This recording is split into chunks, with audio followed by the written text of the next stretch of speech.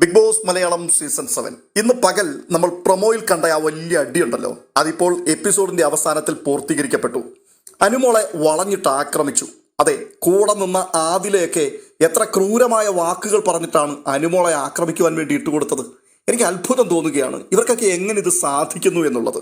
ആദില, നൂറ, ഈ രണ്ടാൾക്കാർ, അവരെ ആർക്കും ഏത് നിമിഷവും മാനിപ്പുലേറ്റ് ചെയ്യാൻ പറ്റും. അതിന്റെ സത്യാവസ്ഥ എന്താണ് എന്നുള്ളതിനെക്കുറിച്ച് അവർക്ക് അന്വേഷിക്കേണ്ട ആവശ്യമേ ഇല്ല. ഇപ്പോൾ നിങ്ങൾ പറയുകയാണ് മുകളിലേക്ക് നോക്കരുത്, പ്ലാവിൽ കിടക്കുന്നത് ചക്കയല്ല മാങ്ങയാണ്. ആഹാ, അങ്ങനെയാണോ? അപ്പോൾ ഇവിടെ നിങ്ങൾ ഈ മാങ്ങയ്ക്ക് എന്ത് പേരാണ് പറയുക? അത് ഞങ്ങൾ പ്ലാങ്ങ എന്ന് പറയും. അത് ശരി, ഓ സന്തോഷം. ഈ ടൈപ്പാണ് ആദില, നൂറ. ഈ പറഞ്ഞ കാര്യം സത്യമാണോ എന്നൊന്ന് അന്വേഷിക്കുവാൻ ആ മരത്തിന്റെ മുകളിലേക്കൊന്ന് നോക്കുക എന്നുള്ള ഒരു സാമാന്യ ബോധം അതുപോലും കാണിക്കില്ല. ഇന്നലെ മുതൽ അനുമോൾ അവിടെ ആക്രമിക്കപ്പെടുകയാണ്.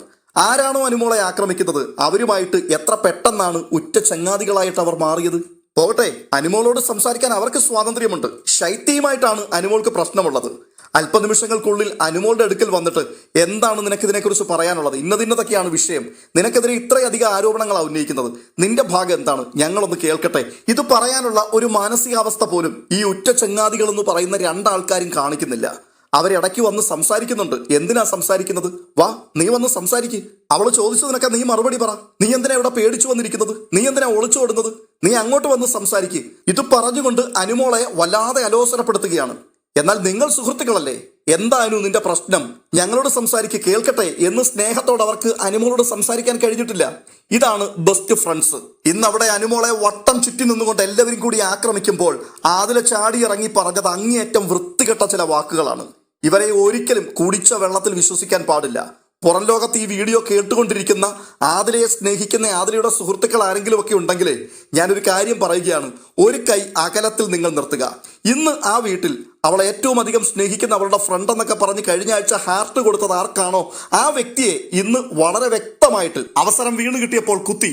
ഏതെങ്കിലും ആൾക്കാർ അവരുടെ സുഹൃത്തുക്കളോട് ഇങ്ങനെ കാണിക്കുമോ? ഇനിയിപ്പോൾ എൻ്റെ സുഹൃത്തിന് ഒരു തെറ്റു പറ്റിയാൽ പോലും ആ വ്യക്തിയെ പ്രൊട്ടക്ട് ചെയ്യുക എന്നുള്ളത് എൻ്റെ ഒരു ധാർമ്മികതയാണ്. പിന്നീട് അവരോട് സംസാരിക്കാം, അവരോട് കാര്യങ്ങളൊക്കെ പറഞ്ഞ് മനസ്സിലാക്കാം. പക്ഷേ ശത്രുവിന്റെ മുൻപിൽ അവർ നിൽക്കുമ്പോൾ, അവർ വളഞ്ഞിട്ടുള്ള ആക്രമണത്തിന് വിധേയമായിക്കൊണ്ടിരിക്കുമ്പോൾ ആ സമയത്ത് അവരെ പ്രൊട്ടക്ട് ചെയ്യുക എന്നുള്ളത് ഒരു സുഹൃത്തിന്റെ ധാർമ്മികത തന്നെയാണ്. അതിൽ എന്താണ് പറഞ്ഞത്?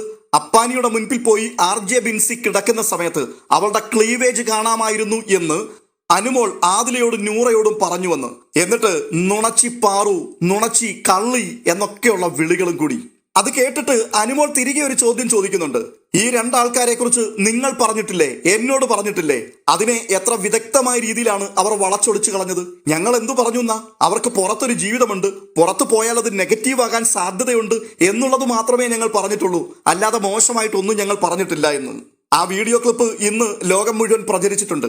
അതിൽ നിങ്ങൾ സംസാരിക്കുമ്പോൾ നിങ്ങളുടെ മുഖഭാവം, നിങ്ങളുടെ ബോഡി ലാംഗ്വേജ്, ഇതെല്ലാം വളരെ വ്യക്തമാക്കുകയാണ് നിങ്ങൾ എന്തായിരുന്നു ഉദ്ദേശിച്ചത് എന്നുള്ളത്. അപ്പോൾ ഈ സംഗതി തുറന്നുവിട്ടത് നിങ്ങളാണ്. എന്നിട്ട് അവസാനം അനുവിന്റെ തലയിലേക്ക് കൊണ്ടുവന്നടിച്ചു. ഈ പ്രശ്നമെല്ലാം കഴിഞ്ഞു. എപ്പിസോഡിന്റെ അവസാനം എത്തിയപ്പോഴേക്കും സംഗതി ആകെ തിരിഞ്ഞു മറിഞ്ഞു. അതായത് ഇന്ന് പകൽ സമയത്ത് അപ്പാനി അനുമോളോട് സംസാരിച്ചു കൊണ്ടിരിക്കുമ്പോൾ താൻ തന്നെ ന്യായീകരിച്ചുകൊണ്ട് പറഞ്ഞു, ഞാൻ അങ്ങോട്ടൊന്നും പോയിരുന്നിട്ടില്ല, അവൾ ഇങ്ങോട്ടാണ് സംസാരിക്കുവാനും ചെങ്ങാത്തം കൂടുവാനും ഒക്കെ വന്നിരിക്കുന്നത്, എന്റെ ഭാഗത്ത് മിസ്റ്റേക്കുകളൊന്നും സംഭവിച്ചിട്ടില്ലെന്ന്. ആ ഒരു കാര്യം അനുമോൾ അവിടെ പറഞ്ഞു. അത് ബിൻസിയെ വല്ലാതെ പിടിച്ചുലച്ചു. ഇതിനിടയിൽ പല കോൺവെർസേഷൻസും നടന്നിട്ടുണ്ട് കേട്ടോ. പാതിരാത്രിയിലെ പല കാര്യങ്ങളും ബിഗ് ബോസ് പുറത്തുവിട്ടിട്ടില്ല, പക്ഷെ അത് ലൈവിൽ കാണുവാൻ കഴിയും എന്ന് പ്രതീക്ഷിക്കുന്നു. അനുമോള് വളരെ ക്ലിയർ ആയിട്ട് ബിൻസിയോട് കാര്യങ്ങൾ പറഞ്ഞിട്ടുണ്ട്. ബിൻസിക്ക് അത് മനസ്സിലായിട്ടുമുണ്ട്. അതുകൊണ്ട് തന്നെ രാത്രി 2 മണി കഴിഞ്ഞപ്പോൾ ബിൻസി അപ്പാനിയുമായി സംസാരിക്കാൻ പോയി. ബിൻസി അപ്പാനിയോട് ചോദിക്കുന്നുണ്ട്, നിങ്ങൾ ഇങ്ങനെയൊക്കെ അനുമോളോട് സംസാരിച്ചായിരുന്നോ? അദ്ദേഹം സംസാരിച്ചു എന്ന് ഏകദേശം ഉറപ്പിച്ചിട്ടുണ്ട്. അത് ഏത് ടോണിലായിരുന്നു പറഞ്ഞത്, ഏത് രീതിയിലാണ് സംസാരിച്ചത്, അതൊക്കെയാണ് ഇനി ഇപ്പോൾ ബിൻസിക്ക് ഒന്ന് ക്ലിയർ ചെയ്യേണ്ടത്. ബിൻസിയുടെ ചോദ്യത്തിന് മുമ്പിൽ അപ്പാനി മെല്ലെ പരുങ്ങുവാൻ തുടങ്ങി. അപ്പാനിയുടെ പരുങ്ങൽ കണ്ടപ്പോഴേ ബിൻസിക്ക് കാര്യം പിടികിട്ടി. ബിൻസി പറഞ്ഞു, നിനക്കെന്റെ സ്വഭാവം അറിയാലോ, എനിക്കറിയണം എങ്ങനെയാ നീ പറഞ്ഞത്, എന്താ സംഭവിച്ചതെന്ന്. ഇത് പറഞ്ഞ് പാതിരാത്രി കഴിഞ്ഞപ്പോൾ ഇവർ രണ്ടുപേരും കൂടി അടി തുടങ്ങി. ഈ സമയത്ത് പെട്ടെന്ന് ഒരു ശബ്ദം പിറകിൽ നിന്ന് വരിക, നിർത്ത്, രണ്ടുപേരും നിർത്ത്. അത് അക്ബറിന്റെ ശബ്ദമായിരുന്നു. അവിടെ വെച്ച് അവർ ഈ കോൺവെർസേഷൻ അവസാനിപ്പിക്കുന്നുണ്ട്. പക്ഷെ ഞാൻ ചോദിക്കുന്നത്, എന്തിനാണ് അക്ബർ ഇതിനകത്ത് കയറി ഇടപെട്ടത്? അതെ, ഇതാണ് സൗഹൃദത്തിന്റെ പ്രത്യേകത. അപ്പാനി പെട്ടു എന്നുള്ളത് അക്ബറിന് മനസ്സിലായി. അപ്പാനി തന്നെ ന്യായീകരിച്ചുകൊണ്ട് ബിൻസിയെ കുറ്റപ്പെടുത്തിയാണ് അനുമോളുടെ മുമ്പിൽ സംസാരിച്ചത്. അത് കൃത്യമായിട്ട് അനുമോള് ബിൻസിയോട് പറഞ്ഞിട്ടുണ്ട്. അത് കേട്ടപ്പോഴേക്കും കുരു പൊട്ടി നിൽക്കുകയാണ് ബിൻസി. ബിൻസി കൂട്ടി ചോദിക്കുവാൻ വന്നു.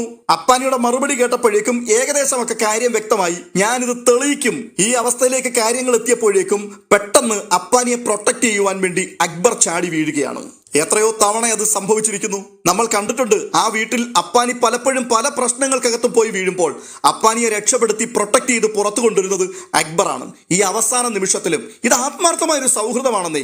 അക്ബറിനോട് ഒത്തിരി കാര്യങ്ങൾ നമുക്ക് വിയോജിപ്പുണ്ട്. പക്ഷേ ഈ ഒരു സുഹൃത്ത് ബന്ധത്തിന്റെ ക്വാളിറ്റി മെയിൻറ്റെയിൻ ചെയ്ത് മുൻപോട്ട് കൊണ്ടുപോകുന്നതിൽ ആ മനുഷ്യന്റെ മുൻപിൽ നമ്മൾ സല്യൂട്ട് ചെയ്തേ മതിയാവുകയുള്ളൂ. തെറ്റാണെങ്കിലും ശരിയാണെങ്കിലും എൻ്റെ സുഹൃത്ത്, അവനെ ഞാൻ ഒറ്റിക്കൊടുക്കില്ല എന്നുള്ള ഒരു ചിന്താഗതി, അവനെ ഞാൻ രക്ഷപ്പെടുത്തും എന്നുള്ള ഒരു മനോഭാവം. ലൈവ് കണ്ടിട്ടുള്ള ആൾക്കാർക്കറിയാം. വൈകിട്ട് ഭക്ഷണം പാചകം ചെയ്തുകൊണ്ട് നിൽക്കുന്നിടത്ത് അടുക്കളയ്ക്കകത്ത് അപ്പാനിയും മുൻഷി രഞ്ജിത്തും തമ്മിൽ ഒരു വാക്കേറ്റമുണ്ടായി. മുൻഷി ഈ സമയത്ത് ചപ്പാത്തിക്കുള്ള മാവ് ഉണ്ട ഉരുട്ടി വെച്ചിരിക്കുന്നത് അത് പരത്തിക്കൊണ്ട് നിൽക്കുകയാണ്. അപ്പാനി കുറേ നേരമായിട്ട് അത് കണ്ടുകൊണ്ട് അവിടെ നിൽക്കുകയാണ്. അപ്പോൾ അപ്പാനിയോട് മുൻഷി പറയുകയാണ്, ഇങ്ങനെ കൈയും കെട്ടി നോക്കിക്കൊണ്ട് നിൽക്കാതെ എന്തെങ്കിലും പണിയെടുക്കുവാൻ. ആ പറഞ്ഞത് അപ്പാനിക്ക് ഇഷ്ടപ്പെട്ടില്ല. ഇവർ തമ്മിൽ അങ്ങോട്ടും ഇങ്ങോട്ടും സംസാരമായി. ഉടൻ തന്നെ അപ്പാനിയെ പ്രൊട്ടക്ട് ചെയ്യുവാൻ വേണ്ടി അക്ബർ അവിടെ വന്നു.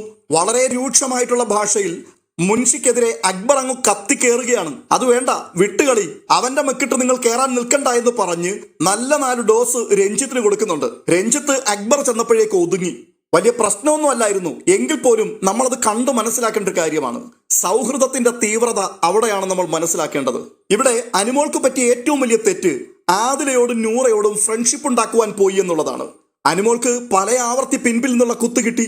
ഓരോരോ പ്രശ്നങ്ങളിൽ അനുമോൾ പോയി വീഴുമ്പോഴും അവർ നോക്കി നിൽക്കുകയും അവസരം കിട്ടുമ്പോഴൊക്കെ അനുമോളുടെ കുറ്റം മാത്രം വിളിച്ചു പറയുകയും അനുമോളെ മാനസികമായി വല്ലാതെ പീഡിപ്പിക്കുകയും ചെയ്തു. പിശാച് എന്ന വാക്കുപോലും ഉപയോഗിച്ചില്ലേ എന്ന് ലാലേട്ടൻ വിളിച്ചു ചോദിക്കുന്നുണ്ട്. എത്ര സിമ്പിളായിട്ടാണ് ആദിലെ അതിനെ തള്ളിക്കളഞ്ഞത്. അത് ഞങ്ങൾ പിണങ്ങുമ്പോൾ ഇങ്ങനെയൊക്കെ പറയും ലാലേട്ട.